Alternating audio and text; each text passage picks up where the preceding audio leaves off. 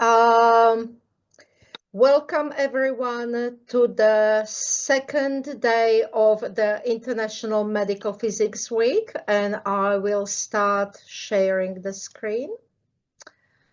And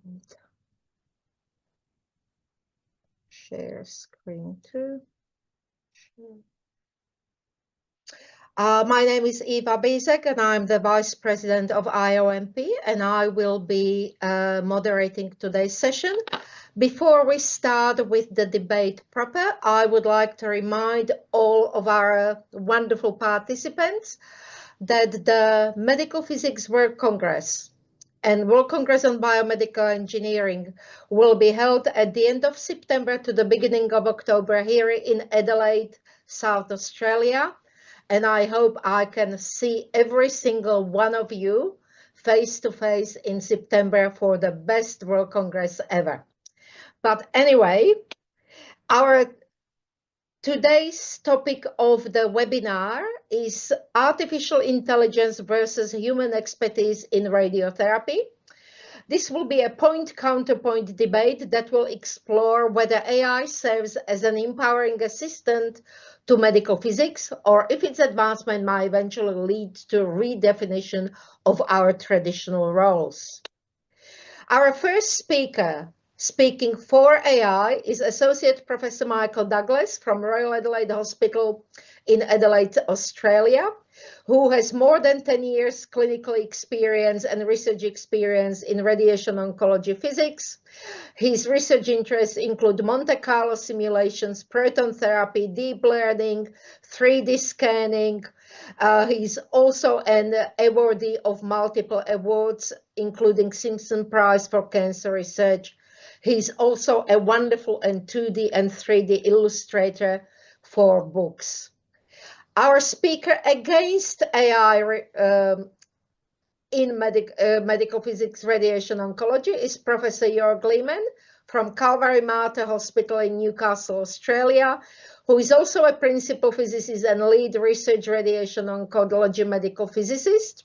And his research interests include dosimetry, quality assurance, image guidance, and data mining. He's also a member of AAPM and a member of various task groups, including the joint AAPM and Astro task group on performance validation of surrogate assessment systems in the context of medical physics applications. Similar to Michael, who is a keen illustrator, Joerg is a keen photographer, and for the World Congress, he's actually running our international photography competition for a best medical physics imagery. But enough talking, I will stop sharing and will invite our panelists, starting with Michael, to share the screen. Can I please ask you to type your questions to the Q&A tab of your Zoom screens, because the debate will be then followed by the Q&A discussion with the presenters. Dear Michael, over to you. Please share your screen.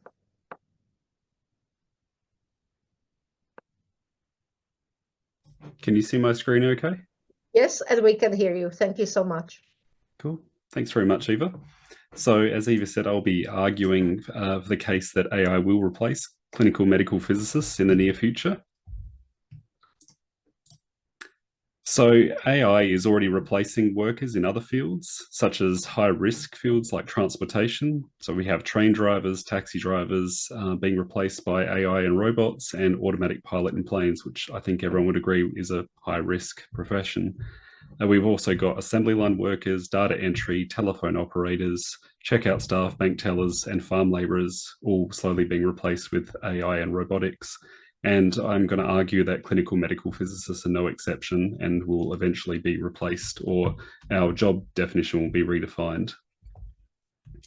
This point, Bill Gates recently said that AI will replace doctors, teachers within 10 years, and claims that humans won't be needed for most things. The reason why medical physicists can't be replaced right now is he argues the point that human specialists are still in high demand and are rare. But with AI over the next decade, that expertise will become free and commonplace. So just like teachers and doctors, I think medical physicists will also be replaced. And I think this is further emphasized by the IEA TCS 83 document, where they say that AI will transform healthcare processes, and this interest is expected to grow even more in the future. They also say that many processes in the medical use of radiation will likely be based on AI in the near future. So the basis for my argument will be seeing what would AI need to do in order to replace clinical medical physicists. So I've gone to the ACPSEM scope of practice for medical physicists. So this is the Australian professional body that accredits medical physicists in Australia. And this is a list of the roles of a medical physicist as outlined by the ACPSEM. So I'm going to go through some of these and argue ways that AI could replace these tasks. And the IEA TCS 83 document's actually done a lot of the work for me. So they have 2 tables in there which summarize some examples of processes that could be based on AI for medical imaging and radiation oncology. And these include things like imaging workflow optimization, image registration, treatment decision support, dose prediction and automated planning, for example. So we've already covered quite a lot of those, but we'll go through some more of these in detail. So I think probably one of the hardest things that AI will have to replace, so one of the hardest roles for medical physicists will be collaborating with clinical professionals. So some of these tasks that medical physicists already do are sort of collaborating with other radiation oncology professionals in chart rounds and MDT discussions, and just generally providing advice to radiation oncology staff. And we also collaborate on research projects, which I'll focus on in more detail a bit later. And I think AI is already quite well suited to this. We already have large language models widely available, and these can be fine-tuned on domain-specific information in radiation oncology, making them more capable in that domain. And I think because they're essentially large language models, they're already well suited to collaboration and communication with radiation oncology professionals.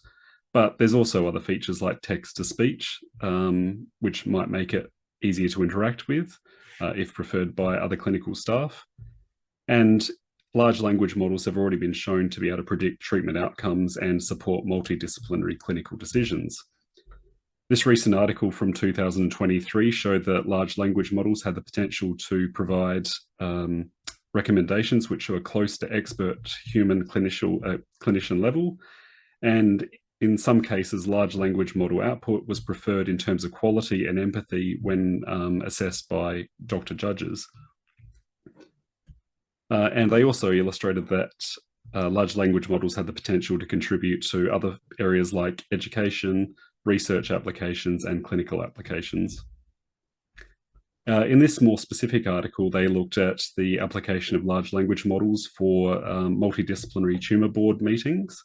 And they showed that the large language model was able to use clinical and imaging data at a multidisciplinary tumor board, and that the algorithm could accurately predict all 8 treatment recommendations made by the board. They said specifically that the large language model was able to aid clinical decision-making in settings which lacked subspecialty expertise. So I would argue that this would include medical physicists. In terms of education and training, medical physicists are frequently required to educate junior physicists or students, a role that AI can assist with. From this article, which looked at the role of AI in radiology, they found that AI algorithms were able to tailor teaching cases to a resident's learning requirements and highlight unique cases for review. And that AI could also act as a virtual supervisor, which could monitor trainees and notify experts in clinical situations.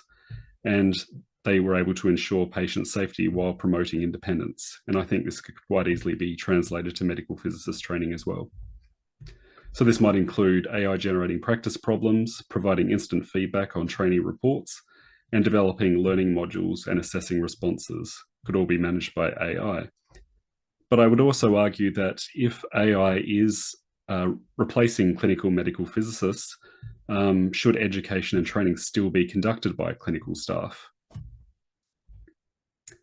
We also have an advisory role, and we look at optimization and review of procedures. So medical physicists advise on technical optimization, so tasks like minimizing dose in CT scans for specific patient cases, So this would be with the goal of getting the same or more information of a particular scan with the same or less radiation dose. AI is also very helpful in improving and optimizing radiation therapy treatment plans. And it could also review procedures for quality, such as radiological imaging. And I think AI is also quickly acquiring expertise for advisory functions. Here's an example where deep learning was useful in a radiation field. So in this example, deep learning was able to reconstruct a low-dose chest CT with comparable image to a standard quality CT image and had non-inferior nodule detectability. And AI is very good at optimizing radiation therapy treatment plans. It's been shown to produce plans of equal or better quality compared with human planners. And in this particular article, they said that radiation oncologists prefer the auto planning plan. And one other snippet here was that dose to the spinal cord were significantly reduced with auto planning. So I think this is evidence that AI does a very good or potentially better job than physicists or dosimetrists. And here's another example where AI was used to assess image quality for chest radiographs. Research and development is quite an interesting topic to discuss in terms of AI, because I think AI is already assisting us a lot with our research these days. I know from personal experience, there's a lot of good tools out there like Google's Notebook LM for literature reviews. We can use it for article writing, grant writing. Code development is absolutely fantastic. I personally use the Claude 3.7 model for my TPS scripting. We can do automated data analysis. We're using lots of different large language models. And I think most importantly, I think because we have these new tools, it allows us to do research at a much quicker rate, and that will allow us to widen the scope of PhD and master's projects. One example where AI has been very useful in research was where the Nobel Prize was awarded for chemistry in 2024. So in 2020, Demis Hassabis and John Jumper released an AI model called AlphaFold 2, and with its help, they've been able to predict the structure of virtually all known proteins. So there was a statement here made about the AlphaFold model, where they said the AlphaFold model mapped over 200 million protein structures in just 1 year, a task that Demis Hassabis said would have otherwise taken 1 billion years of PhD time.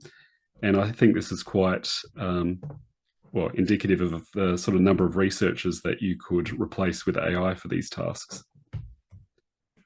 And in a similar article from Microsoft Research, they generated a new AI model called MatterGen, which had the goal of generating novel compounds with specific chemical, mechanical, electronic, and magnetic properties. So rather than screening candidates one by one and checking to see if those characteristics met your requirements, it would instead generate theoretical compounds for you. And I think, why couldn't you translate this to radiation oncology? I mean, we have huge amounts of training data available. Could you optimize radiotherapy and imaging requirements for a specific patient? Could you find novel treatments, fractionation schedules, or even combine therapies using existing clinical data? And I think you probably could in the near future. And I would say that this is a task that's well beyond an individual human to go through and optimize. So you really do need AI for this. So, well, I think AI won't remove the need for research, but it will remove the need for clinical physicists to do the research. And I think our jobs will be redefined as a research, development, and educational role with AI augmentation. One important role for medical physicists is the installation and commissioning of new equipment. And I think this can largely be replaced in the near future, because I think, for example, our linear accelerators are already very well matched after installation, and the procedures for installation will continue to improve with time, and manufacturing tolerances will also be tighter. And as a result, the beam characteristics of the Linacs when they come out of the factory and once they're installed are very well matched by the vendor, and the MLC characteristics are almost identical. And this is emphasized by this paper, which I like a lot, which basically showed that, at least for varying linear accelerators, that all MLCs which have the same design have almost identical properties. So I think you could then argue, with the correct procedures in place, that very little commissioning or tuning would be required. And this is also emphasised by other papers which argue that centres should use a standard machine class template beam model in your treatment planning system. So I think in the near future, we'll move towards standardized beam models. So there'll be a global adoption of a standard beam model in TPS. For example, Varian has their golden beam data to tune to. We also have existing tools like EPID and MPC, which will allow automated beam commissioning and verification. And I think probably within 5 to 10 years, we can expect AI tools that automatically perform acceptance testing, configure optimal LINAC and TPS settings. And I think a good example of where we're going with this is the Varian Halcyon system. And I think generally a technician could supervise these workflows. Just quickly, shielding and bunker design. There are quite a few papers out there which have shown that AI is very useful for this, where it can optimize shielding with evolutionary or generative algorithms, and it can also predict shielding effectiveness accurately. So here's one paper where they used a genetic algorithm to optimize bunker shielding, and they showed that it had the benefit of saving computational time, optimize radiation shielding materials and configurations effectively for a variety of applications. And in this paper, they used a neural network model to predict the radiation attenuation provided by concrete mixers with extreme accuracy. Equipment testing, just very quickly, I think AI will have a large role in detecting faults and performing QA automatically on radiation equipment. I think we're already seeing this with automated QA like Varian's machine performance checks, but we'll also see this expand into predictive maintenance and real-time oversight. And in the coming years, I think routine QA tasks like daily and monthly imaging QA could be handled by AI systems that run the tests automatically, analyze it, and then notify engineers if human intervention is necessary. And I think this will allow us to move from reactive to proactive QA. And this is sort of emphasized by a few papers. This particularly good one where artificial intelligence will reduce the need for clinical medical physicists, where they said, based on our experience, modern LINACs are getting so stable that we might not need to routinely perform monthly output calibration anymore, and perhaps no longer need to check machine output on a monthly basis. And in terms of calibration, we're already seeing that's introduced into LINACs. We have, for example, Varian's X-ray imaging calibration tools, which do all the imaging calibrations automatically for you. We can use predictive models of dosimetry and mechanical stability to predict failures in advance of them happening. And AI can automate all these processes. For example, this one where they used an analysis of trajectory log files to predict multi-leaf collimator failures. Computing and networking. I think medical physicists currently oversee a lot of clinical computing systems, but this is a task that AI is well suited for. So you can automate IT maintenance tasks, monitor anomalies in real time, so security risks, alert staff to unusual data transfers, and predict server failures through log analysis in advance. And I think probably the largest role for medical physicists that we still do is software and hardware upgrades of QA and QA of oncology information systems and TPSs. But a lot of these vendors are now moving to cloud-based servers, which takes a lot of that responsibility away from the physicists, because updates are performed on the cloud without physics support, and site-based hardware upgrades are no longer required. And any QA that's required can essentially be handled using scripting, for example, RayStation's seat testing. This was just a paper summarizing the various roles of AI in healthcare, specifically computing. Just in the interest of time, I'll skip over that. Records and documentation, I think it's probably the easiest of the tasks for AI to automate because of the large language models and their power for language and writing. So I think summary of reports and radiation safety reports is a task it's well suited for, and this can free up highly trained staff from clerical duties. Protocol development, I'll just skip over, but it's well suited to that as well. Radionuclide therapy and dosimetry.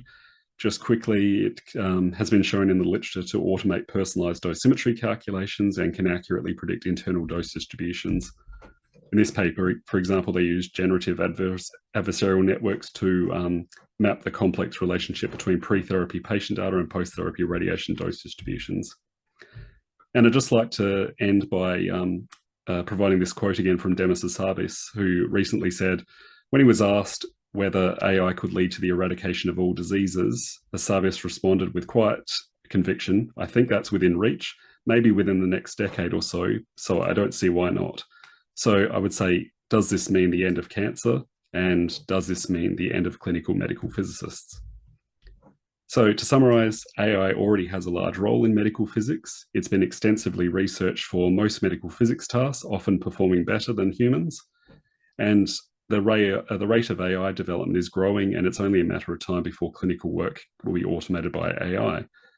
So while I don't think medical physicists will be replaced, I think they will be redefined in a research and development role with AI augmentation. Thank you.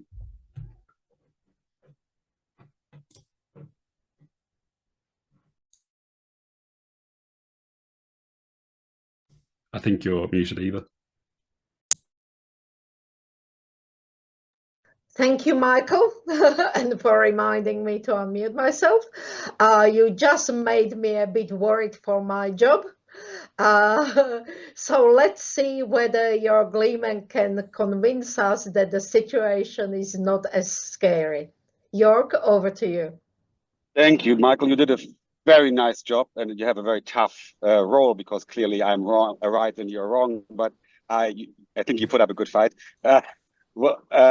No, I think we will probably be somewhere in the middle. But I'm arguing that AI is great, but cannot replace clinical medical physicists or others. I have a few conflicts of interest I need to share. I'm a consultant for the ACDS and for TROC, and I also am an employee and shareholder.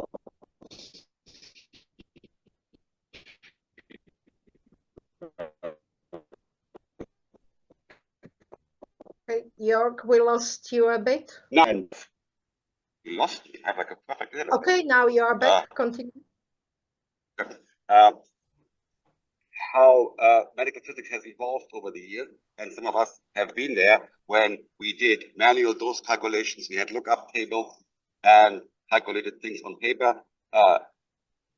Moved on then to 3D planning, to IMRT and BMAT now, and now we have adaptive. So I strongly believe that while AI might be a quite big step, it is just going to be one way of this continuing. The history shows that there's always going to be more, and there might be change, but from what I see, there are no indications why we should be replaced. I'll have a couple more points on that.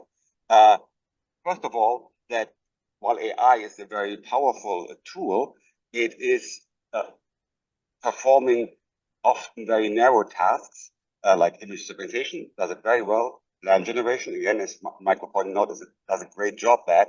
QA flagging is probably a superb way to use the use of AI, finding these things. But it does lack contextual understanding. We have to put the meaning to it.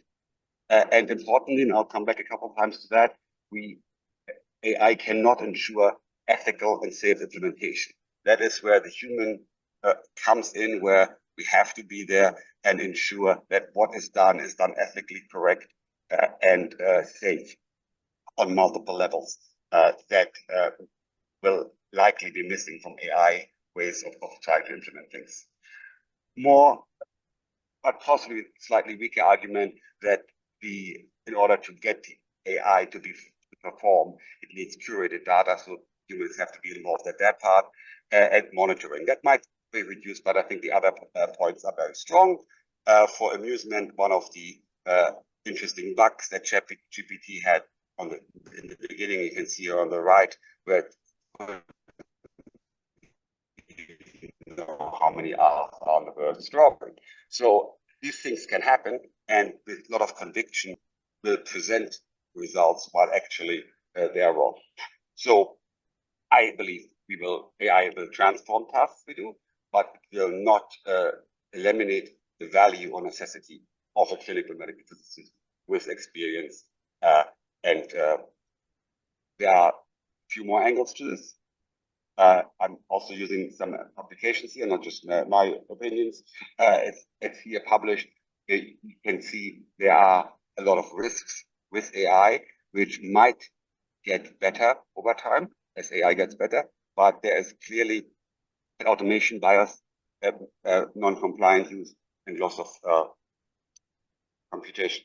So there are clearly people have been already thinking about this, and there are problems that will remain with AI and that will require our presence. One especially interesting one is the bias that AI models have, depending on where they have been trained and what data was used for the training. The model will likely present results that are biased towards that. There were studies on skin cancer, which was done with light skin that didn't work for darker skin. And there's another example published here. So that is really difficult and will likely not be able to resolve anytime soon, ensuring the important role of humans in this process. Now, what will happen, and I think we might come to an agreement on that, Michael, we will shift what we do. We will possibly or likely do less manual tasks and will move towards overseeing AI systems, validating models, auditing the performance of the AI, managing biases and safety risks based on AI suggestions. The human will do that. And then, of course, we have to integrate AI into our workflow. We have to see where it fits and have to make the clinical judgment. So the role of us will change as it has changed in the past. I don't think anybody misses throwing blocks or mounting them. We now will be more of a data scientist and a system thinker, and that will be challenging, but also very exciting. And I think we're safe for a while, Eva. We have also an important role in the patient care and in translating AI from their findings to what is for a patient to understand and to communicate to. Some more work that shows more problems and challenges. The quality of AI can improve and will improve, but these problems, as shown in this article, there is always going to be a risk that something is wrong. And given the area in which we work, that risk really requires a human to be present and a medical physicist remain in their role in order to enable safe use of AI's outputs. Along the same lines, when we have an algorithm trained, it looks very well, great. Even well-trained algorithm will only be good for the data that has been trained on. And that is especially difficult if it works for a long time and then suddenly some new data comes along or some new, and then it doesn't work. So and then once we get used to the fact that we can trust that, and suddenly it does not work. So these kind of biases are like a big problem.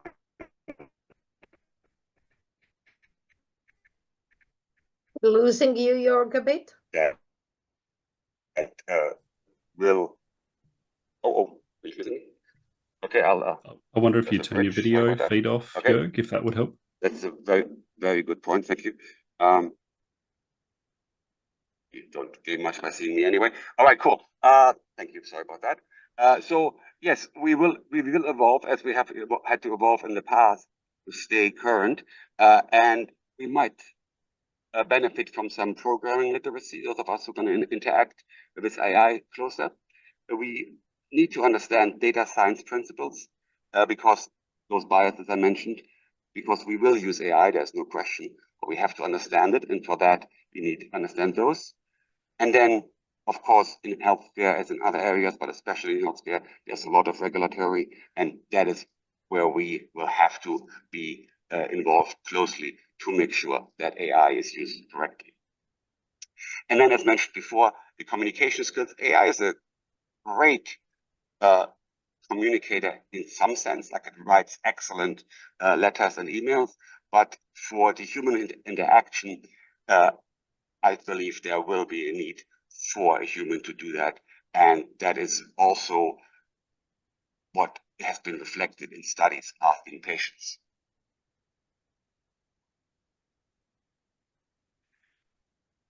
And here are those qualities that I believe cannot be replaced by AI. Ethical judgment and accountability, that was already alluded to before a little bit. So basically knowing what's right and having the ethics to do the right thing would be very hard to replace. I can see certain directions and programming ways, but for a long time, this will remain something that the physicist or human will need to do. The ability to process data is very important for complex situations, but still, especially in a clinical context, there's a lot of experience that comes in and will require human input for a while. Again, communication is essential and will remain with us, irrespective of how nice and how helpful AI can be. And then again, importantly, innovation. Innovation is driven by people.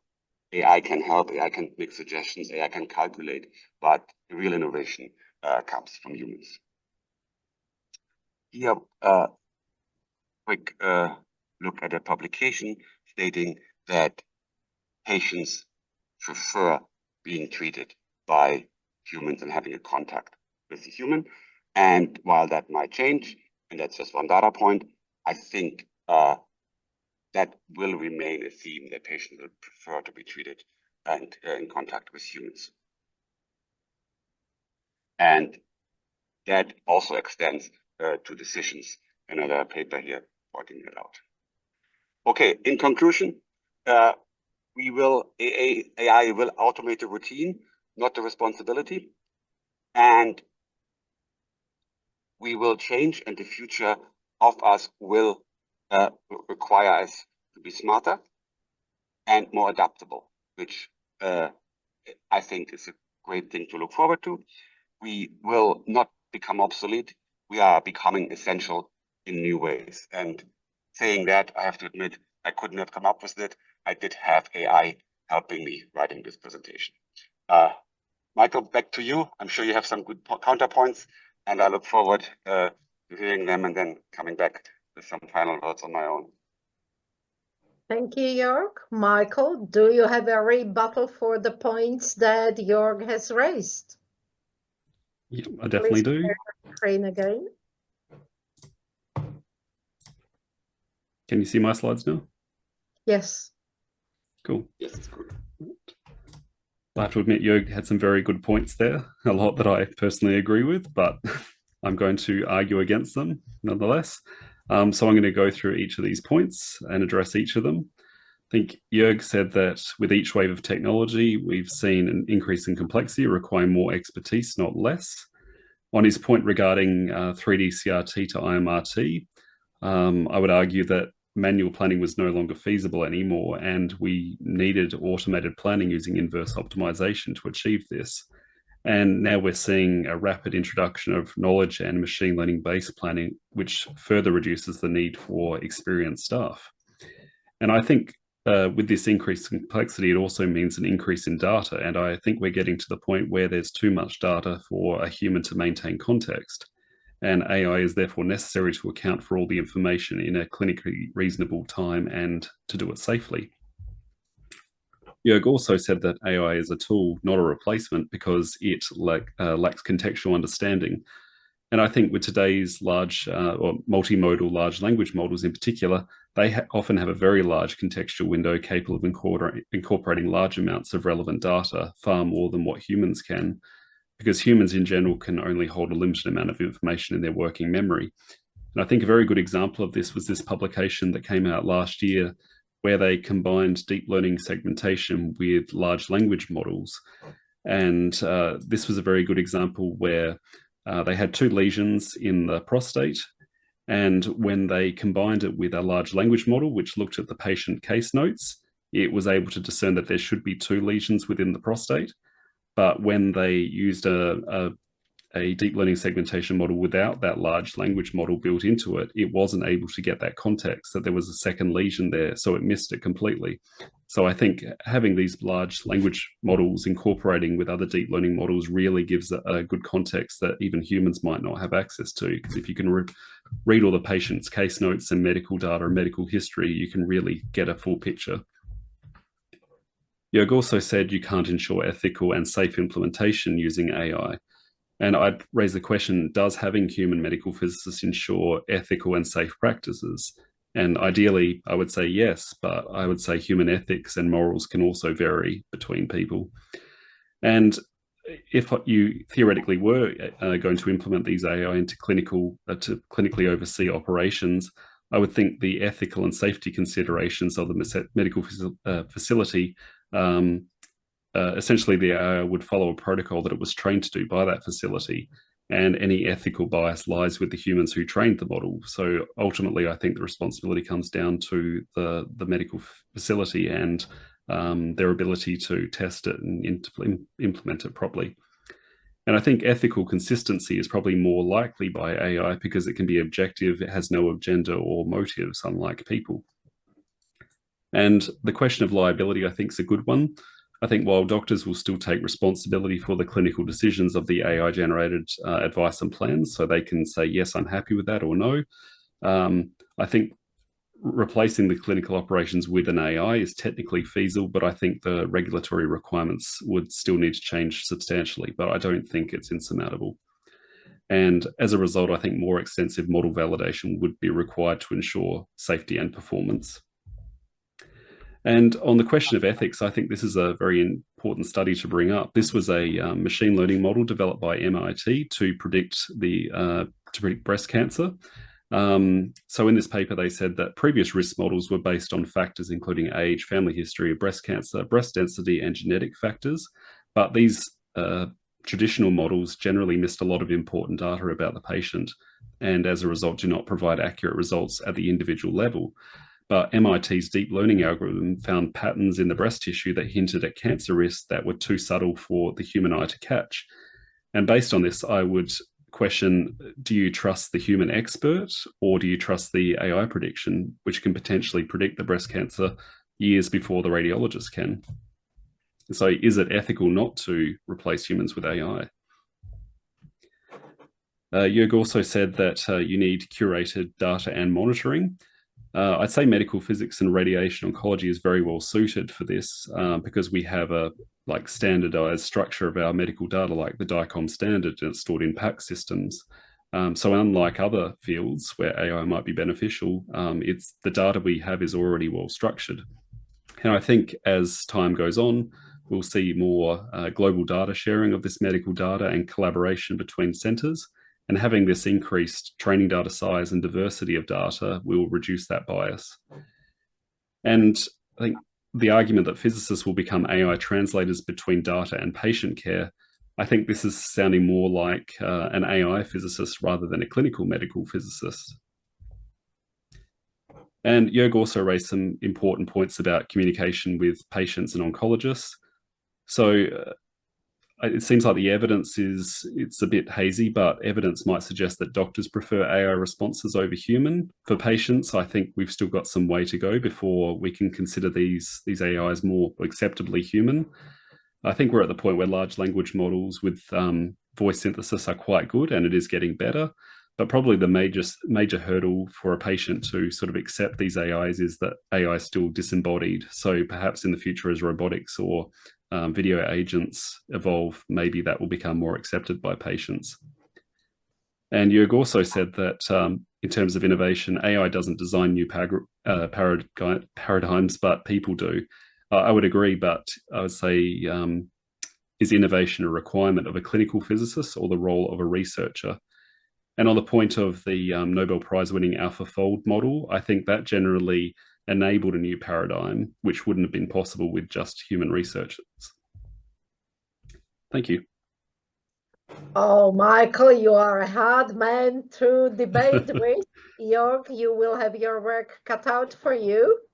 Yeah. Can I ask you for your rebuttal, please?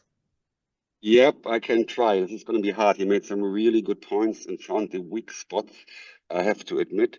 Let me see about sharing my screen here again. Share. There we go. Share. And that one. Can we see it? Yes, thank you. Please continue. All right. So, yes, what can I say? Oops. Well, yes, I did not see Michael's slides before, so I have to play this a little bit by ear. But yes, there are some really good points in that the doctors, the breast cancer example, I would agree with that it would be unethical not to use. But for the previous example with the 2 nodes, we would have a suggestion from the AI and the human would make the decision. So I think that is a halfway meeting there. That our data is good, that's also a good point. But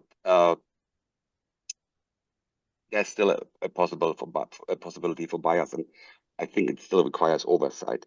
I also have to concede in regard to the clinical part, because a lot of the things I'm talking about, some of the things were research related, and so those points Michael keenly identified, and I have to say that that is correct. There is research. I still think that the clinical physicist is not replaceable for number of reasons. I've reiterated a few points here, which I think are valid and do support my argument. So AI is already and will become an even more essential helper because of its ability to perform tasks much more efficiently, and that might include looking at lots of data and context, and that's going to get better. But I think the decision will be still for a long time with the doctor, and the preference might change. But I don't think that's a clear way in that direction, and it remains to be determined, but that's a valid point. Reliability and safety, yes, we've discussed that there might be outliers. And while an existing rigid system, which these systems should be sometimes, can be probably very well managed with AI, checking a situation against all those rules. Still, humans will be needed to see unexpected situations and manage that. Maybe fewer, probably fewer, but they will still be needed. They are also needed for the training of those models and for changes to the model. So there is a role, again, along the theme. It will be different work for us, but still work. And regulatory and ethical oversight, yes, that was another very good sound, Michael, there. Of course, they are also unethical humans. And so if AI becomes better evolved and its values can be ingrained in their model, that might help, but that's still not going to always work. And oversight, I believe, is still needed in order to ensure safety.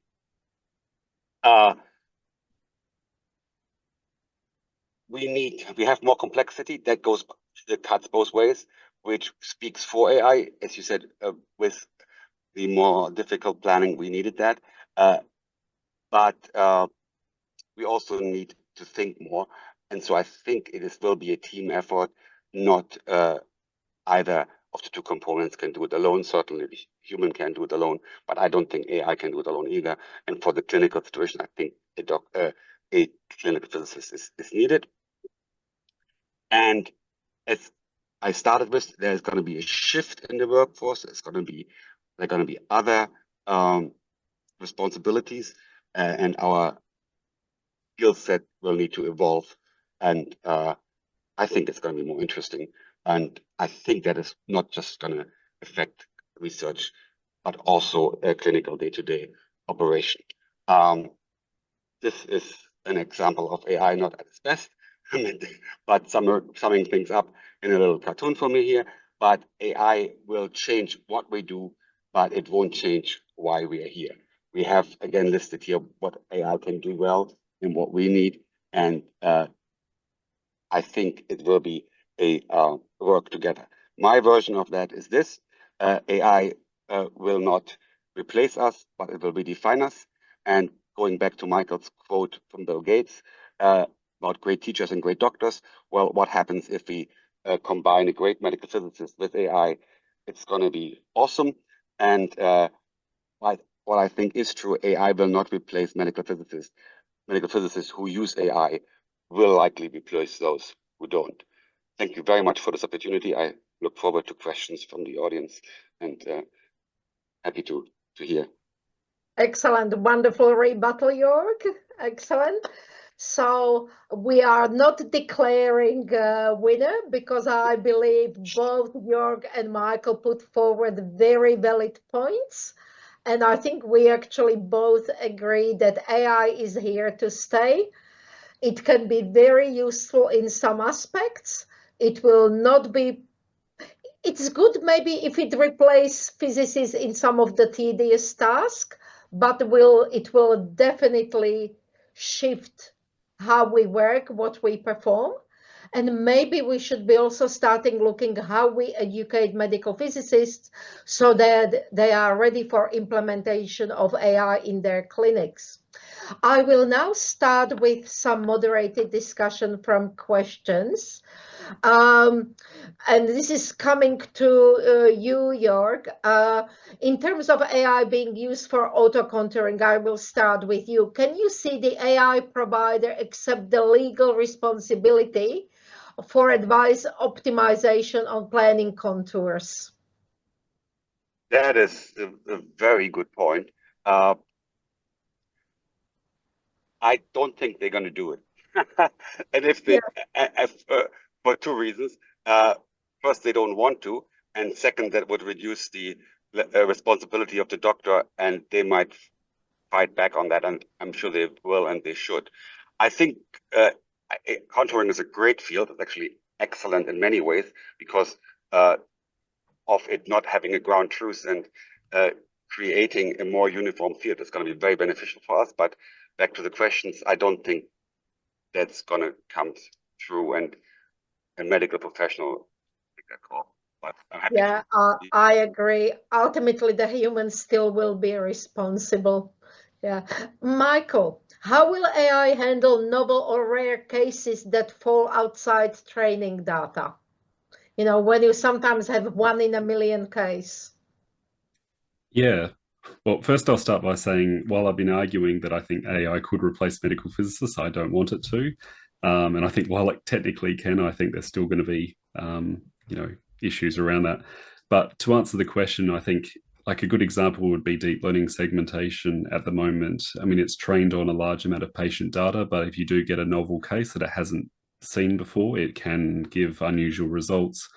But I don't think that's necessarily something we can't overcome. I mean, just look at large language models. We're starting to see reasoning models being developed, and I think that could also be translated to radiation oncology in the future, so it can reason its way through these novel situations based on other examples. So while we're not there yet, I think we will see it in the future. I know that the American Society for Clinical Oncology, ESCO, it's now voluntary, but every doctor can input data on all of their patients. Also demographics of the patients, all the diseases. So if you have someone presenting with maybe very strange symptoms, you can put it to that large database of all doctors and maybe find someone with similar symptoms. But that does bring a bit of a problem perhaps with the data privacy. You know, we're talking about that we need large registries with lots of data sharing, but at the same time, for example, GDPR in Europe, we are trying to protect individual data. So how can we create safe models, Joerg, that have the diversity? We can't hear you. Are you still muted?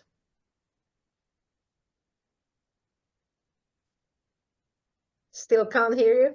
Maybe Michael, you can start and Yeah, I mean, it's a difficult question. I think technically it's something that's reasonably easy to overcome, but I mean, the legislation behind it does make it difficult. As I said in the debate, I think, you know, having a different mentality where we are open to sharing the data, you know, reduces some of that bias. And in the cases of unusual cases, I think you're more likely to include those cases in the training data. But I think the regulatory side of things is still quite difficult, and protecting patients' data is a challenge still to be worked out. Joerg, can you comment? Again? We can hear you. Yeah, I think it's a tricky question. I kind of almost want to push back a little bit, because especially in case of patients, they often mind less to share compared to the regulations. Patients are actually quite open to sharing their data in the hope of helping other patients, and sometimes these protections go a bit too far. But of course, if somebody wants the data protected, we have to do it. But as with anything else, I think AI could be a good help here and actually enable mechanisms. But it's certainly a great case for those rare diseases, because it has the ability to look through mountains of data and possibly find somebody who had that before. So I think big registries would be perfect, and we could use distributed learning like we have started in Australia, based on the Netherlands master model, distributed learning, but which potentially could leave the data at each site and therefore avoid the sharing issues and just bring back results. So there are ways forward that that would enable that. And if that's a requirement, and I'm happy to accept that, if it must be private, then I think we can find it, and AI would help. I presume we can still have de-identified data sets where we just collect the general, you know, demographics and treatment and outcomes. The question is, how should education of medical physicists change? Michael, can I start with you? And whether we should redesign the syllabus for medical physics training. Yeah, well, I definitely agree with your earlier point, Eva, that I think medical physicists should become more well-versed in machine learning and AI models and how they're used in medicine and other fields. So I think that should almost be a sort of assumed knowledge going into clinical medical physics, that you have some background in AI. And I think that's going to be essential for almost any field in the future. Yeah, Joerg, do you have a comment? And is that something that every organization, you know, should review syllabus every 3 to 5 years to make sure that all the new novel technologies are included? I think it is, and I think I think it's also going to come from way earlier. I think kids in schools are already going to learn it, and they might quickly get better than us if we don't watch it. So I think it needs to be included. I've observed two different trends at two different universities I'm affiliated with. One has forbidden the use of systems, the other one's encouraging it. And it's interesting to see they encourage it, but then they basically critically look at it for those large language models. And I think we should definitely include it, but I think it's naturally going to come included, because every aspect of life is going to be impacted by it. So we don't have to worry too much. But programming, I think, would be helpful. And the communication. It's the communication on how to communicate with the models, which is interesting, but it shouldn't be a big problem given everything else. Do you think that AI will reduce the number of physicists, maybe not replace them, but will reduce the number of physicists that a clinic requires? Which potentially could be beneficial for, you know, maybe low resource countries where there are workforce issues. Michael, would you like to start? This is a tricky situation, or a tricky question. Yeah, I was just about to say. Like to lose the work. It's going to be recorded, right? So we got to be careful what we say.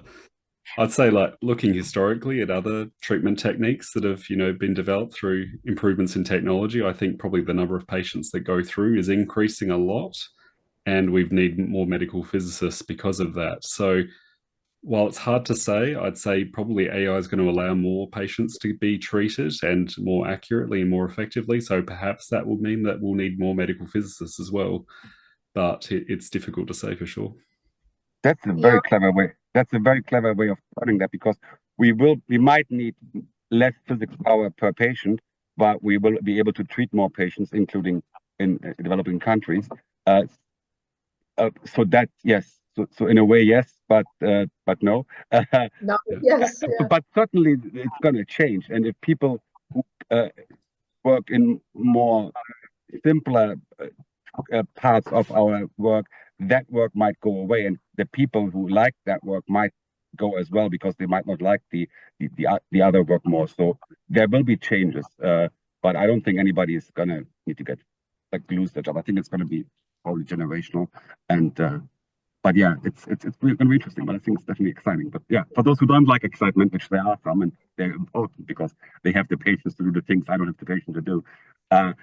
There might be more drastic changes here. Yeah. This is a very specific question. Have you worked with Varian ethos system? It supposedly uses AI planning and AI segmentation. And do you know whether it's a good system to use or whether it has any issues? So it depends whether your clinic has such a system. I haven't used it personally, but I've heard, yes, it does sort of automatic segmentation and adaptation in real time on sort of real-time adaptation. But that's about the extent of my knowledge on the ethos system. Mm-hmm. Joerg, do you know the ethos system yourself? Not personally. I've worked with people who have it. It's a good system. It's a step in the right direction, and it does use automation and AI for that. But I think it's a fine system, but I have no expertise and wouldn't want anybody to make decisions based on my knowledge of that area. This is, again, an interesting question. How does Michael's argument respond to the ICRP statement that several thousand more physicists will be required in radiation safety, which is a large function within medical physics, including radiation therapy, in 5 to 10 years' time?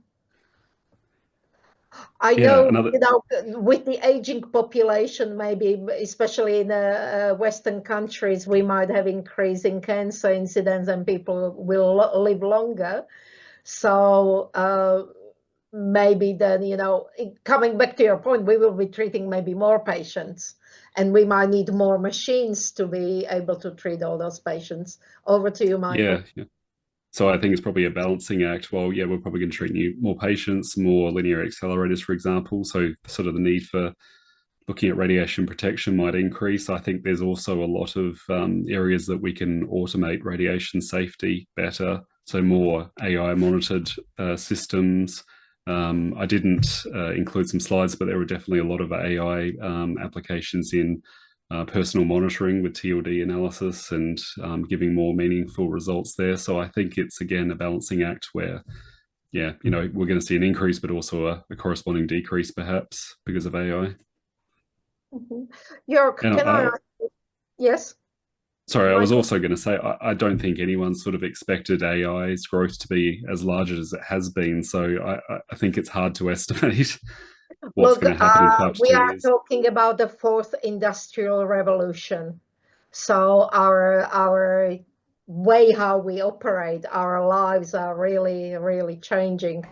Joerg, a comment. The biggest worry about applying an algorithm, say a higher than necessary dose, in medicine is if it drifts and becomes wrong, many patients may be harmed before humans realize that the dose is actually higher.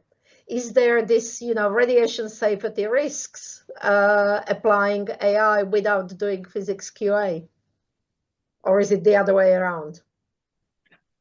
AI will find it first. Both. It's sad, but it's funny. But it's always like both, a bit of both, because AI will be able to help in these situations, finding errors. Also, overdosing is bad, but generally easier found. I think underdosing is your bigger problem because that doesn't get found.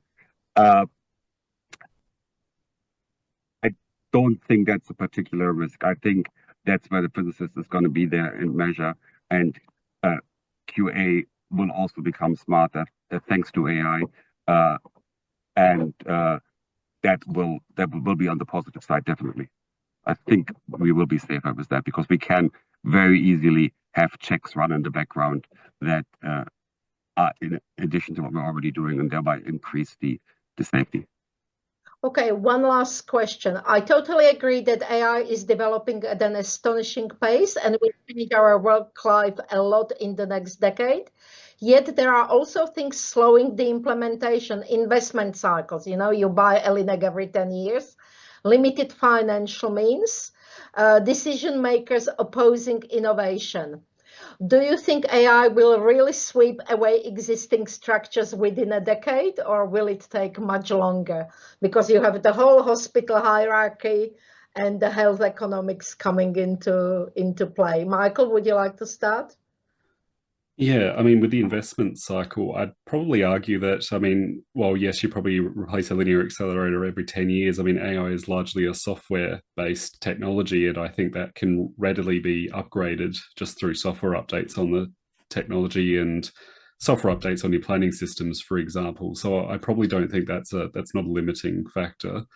And I think, I mean, there is going to be some resistance and people not wanting to adopt these technologies, but I think, especially with the large language models, I think people didn't think much of it when it first started a few years ago, but people have now sort of incorporated it into their daily lives really quickly. And I think people are getting more used to AI as we go on. And I think people will be more comfortable with that. Mm-hmm. Joerg, do you have any comment? Yeah, I agree. I think it's, if anything, it's going to be faster than we expect.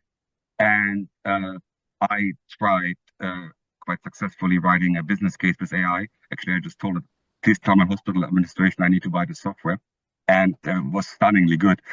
So in that case, it might actually help with innovation and the turnover of equipment. But I don't think that's going to be a problem. There are going to be people against it, but if the current speed is any indication, it'll be rather sooner than later, and these kind of frameworks will not hold it back. Because we see it everywhere, people would have to live under the rock not to be aware that AI is really affecting everything.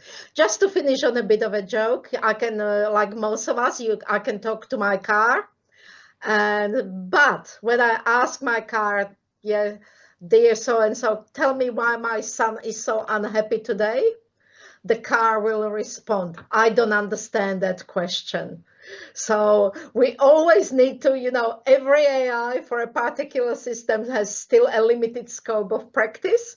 And we need to also understand what and how much we are asking of it, and that it can perform within the parameters, or we give it tasks that are within the parameters of its capability, and don't ask it to do more than it's capable of doing. Anyway, thank you so much, Michael and Joerg, for your time today and for wonderful presentation as well as wonderful discussion. We had over 1,500 people logged into the meeting. The meeting will be recorded and available online as well for those who would like to rewatch the debate, or those who are in a time zone that does not allow them to log in at this time. I would like to thank all our participants for their questions and participation, and please join us tomorrow for the third set in the AI lectures during this International Medical Physics Week. All the very best wherever you are in the world, and I have to finish with, I hope to see you in Adelaide for the World Congress in Medical Physics from 29th of September. All the best, everyone.